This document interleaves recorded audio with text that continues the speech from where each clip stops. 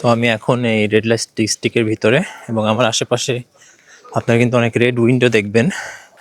Usually এখানে অনেক ভিড় থাকে, তো এখন যেহেতু দুপুরবেলা খুব একটা ভিড় নাই, এবং আশেপাশে অনেক কানাল আছে, পুরো আমস্টারডামই কানালে ভর্তি।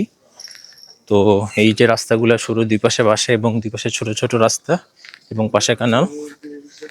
যখন শহরের আলোগুলো জ্বলে ওঠে, আমরা প্রবেশ করি পৃথিবীর অন্যতম আলোচিত এবং বিতর্কিত একটি এলাকায়, যাকে সবাই চিনে রেড লাইট ডিস্ট্রিক্ট বা স্থানীয় ভাষায় দ্য ওয়াল-এর নামে।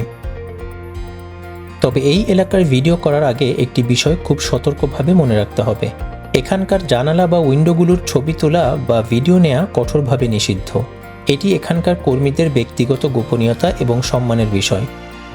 চতুর্দশ শতাব্দীতে এটি ছিল একটি ব্যস্ত বন্দর এলাকা। নাবিকদের আনাগোনা আর বাণিজ্যের কেন্দ্র থেকে ধীরে ধীরে এই এলাকাটি আজকের রূপ নিয়েছে। এখানে রয়েছে ঔজিকার্ক বা পুরনো গির্জা, যা শহরের প্রাচীনতম ভবন। একদিকে উপাসনালয় আর অন্যদিকে রেড লাইট এলাকা। এমন বৈপরীত্য শুধু আমস্টারডামেই সম্ভব। বিতর্ক আর কৌতূহল পাশে সরিয়ে রাখলে এই এলাকাটি আমস্টারডামের সহনশীলতা এবং ঐতিহ্যের এক বড় উদাহরণ।